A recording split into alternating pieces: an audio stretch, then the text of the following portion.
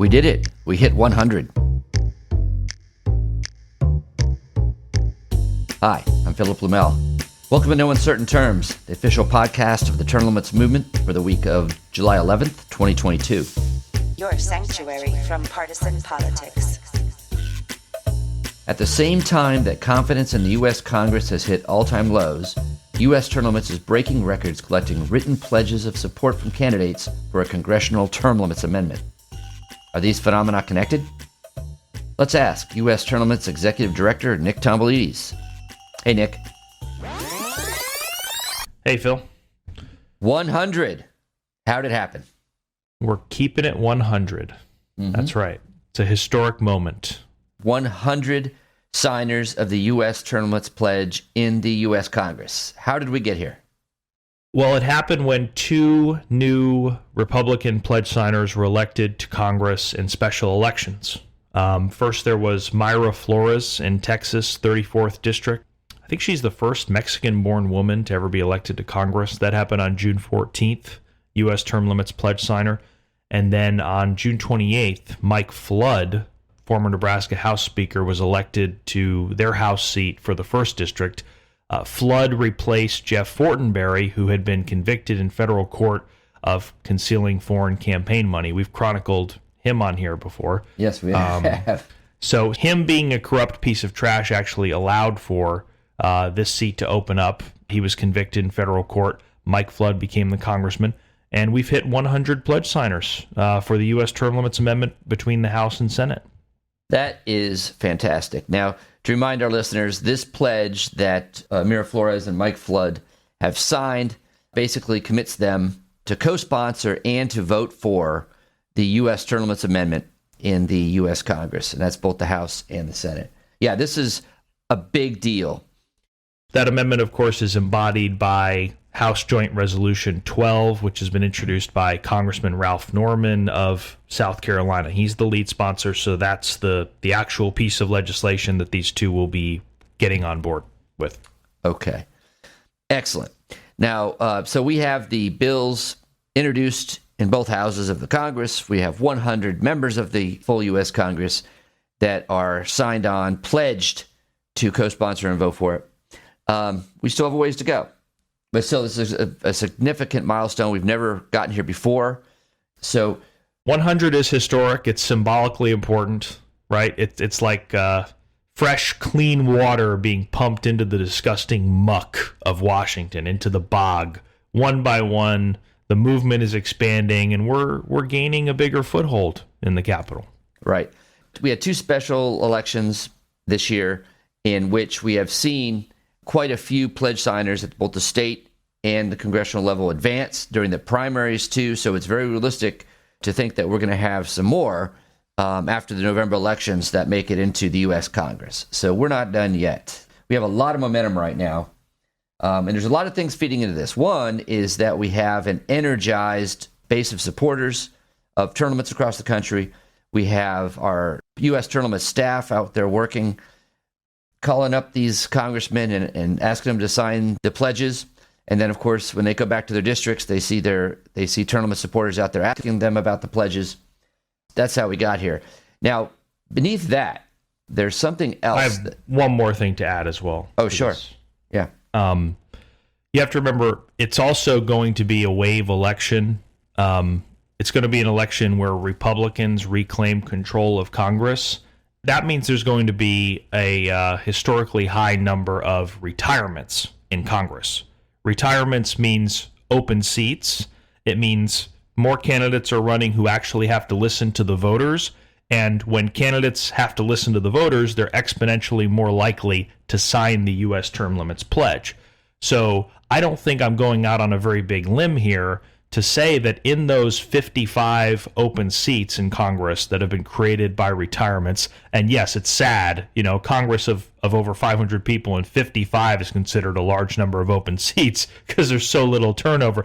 But in those 55 open seats, there's a huge number of USTL pledge signers, and I think the number is going to go up. I think 100 is the floor at this point, and our upside on this is limitless. That's great. Now, why now? What is it about right now in the situation that the country's in that we're seeing this explosion of interest in term limits and also the willingness of more and more politicians to sign on a pledge and come out publicly and say, hey, I'm for this, people. What's going on out there? Well, it's because trust in all of our major institutions is collapsing, but especially trust in Congress. Gallup is out with a new survey that's measuring Americans' confidence in major institutions. This is the percentage of people who have confidence in a particular institution. So, for example, at the top of the list is small business. 68% of Americans have a lot of confidence in small businesses. 64% have a lot of confidence in the military. But those are the only two things anyone has confidence in, because dwelling in the basement with a rating so low that it could be the batting average for the Florida Marlins, only 7%. Again? Yes, again. Only 7% of people have a lot of confidence in Congress. That is a historic low. 7%. And that is why candidates are coming on board. That is why term limits is catching on like wildfire, because Congress has lost the trust of the American people. And they're probably never getting it back until this amendment is ratified. Yeah.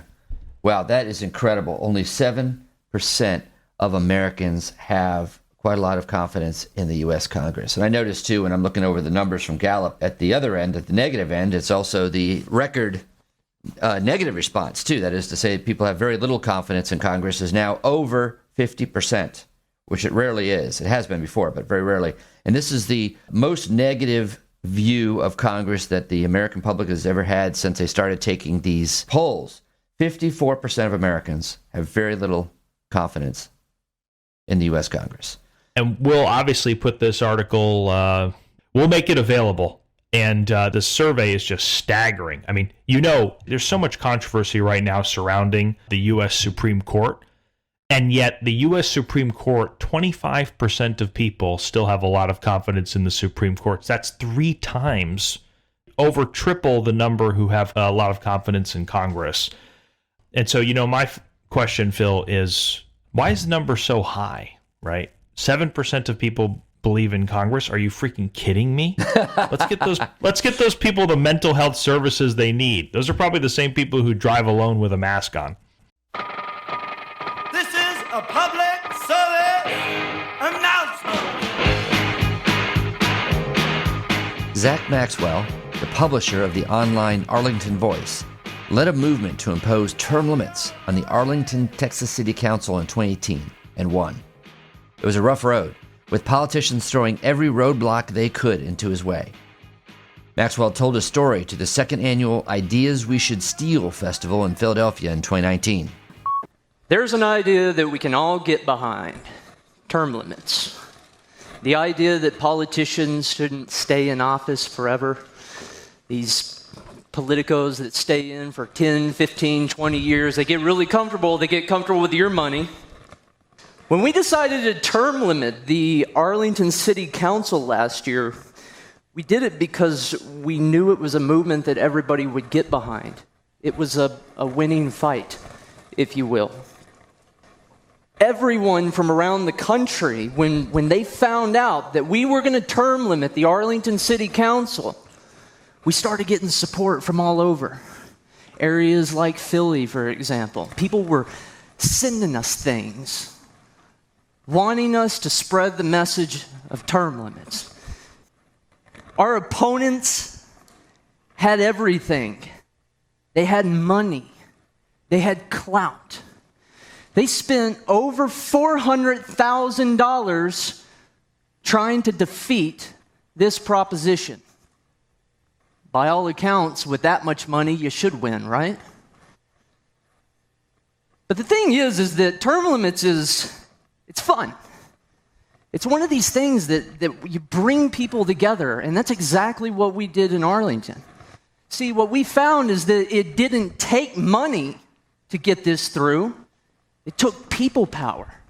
It took inspiration. It took people and energy, motivation. We were pulling people together from all over the city. Firefighters, police officers. We had the NAACP on our board. We had the U.S. Term Limits campaign. Everybody wanted to be part of the term limits movement.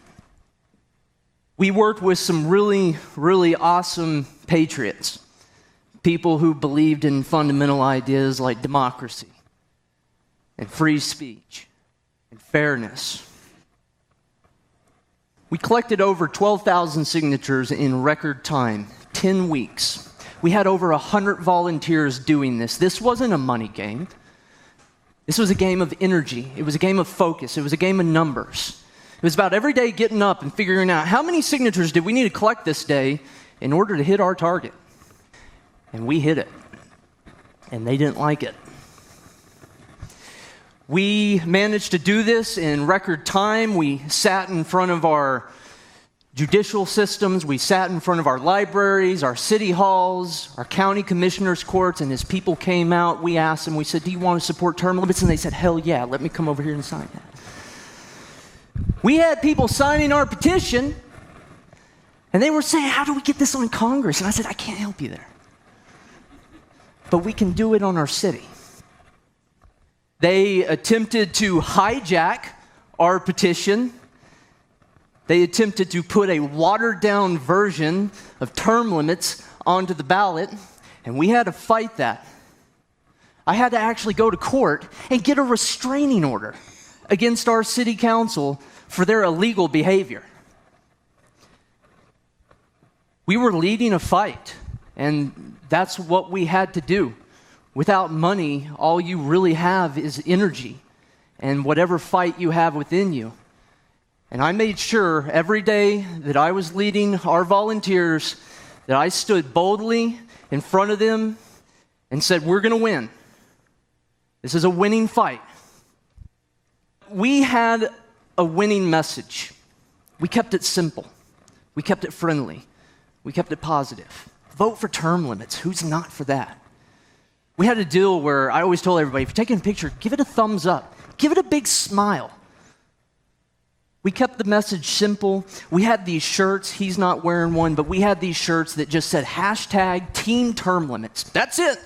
No graphics, no nothing like that. We had red, we had blue. If you're red, get a, or if you're Republican, get a red. If you're Democrat, get a blue. It was a simple message. In the face of such extreme anger from our opponents, we still found room to unify. And I think that that's what's most important, is that you got to make sure that you don't turn your opposition into your enemy like they did us. We kept it very positive. We told people, be nice. Don't do to them what they do to us.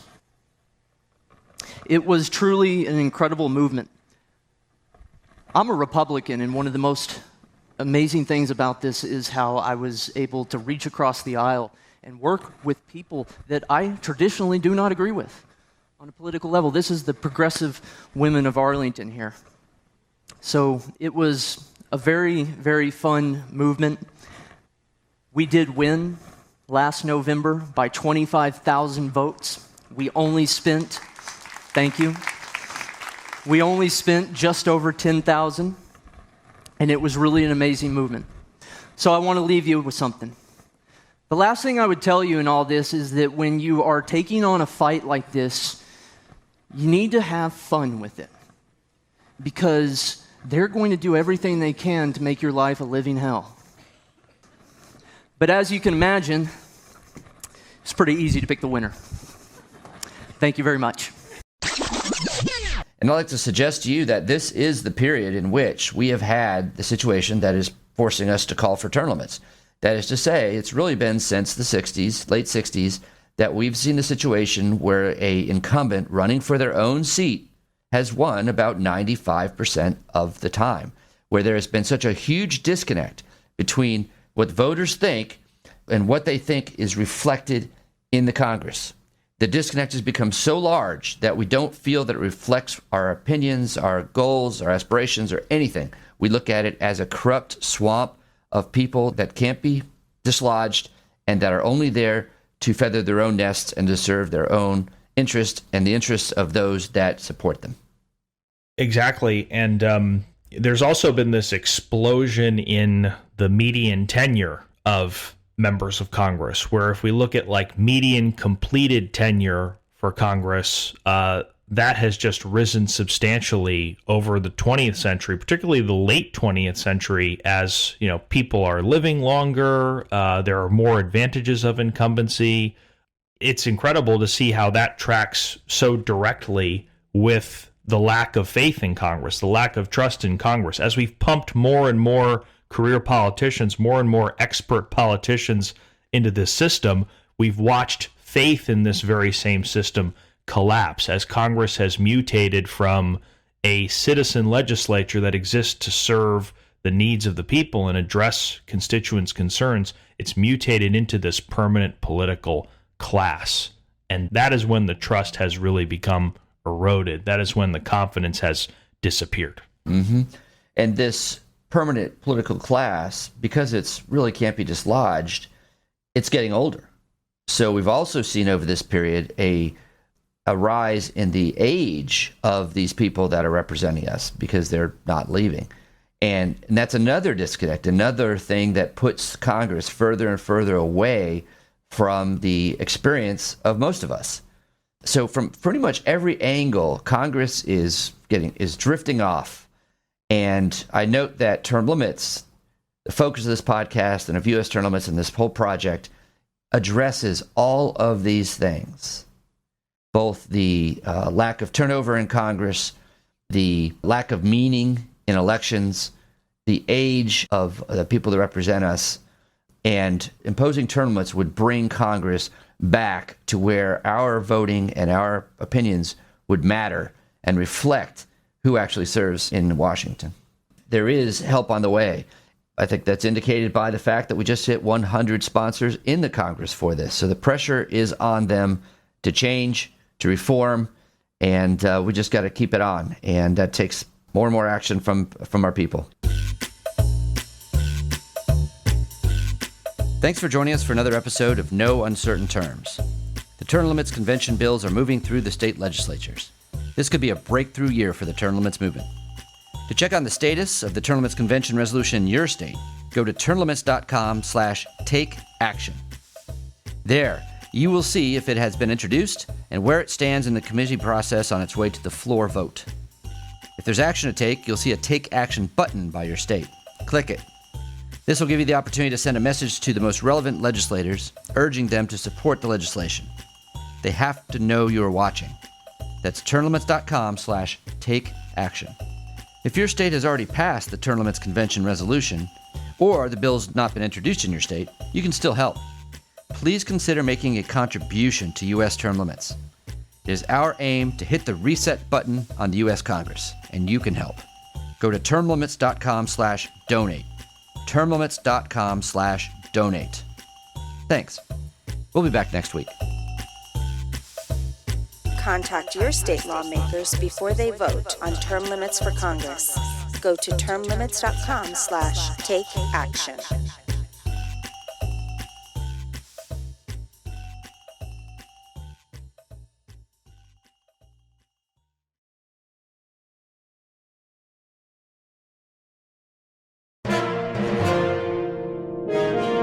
USTL.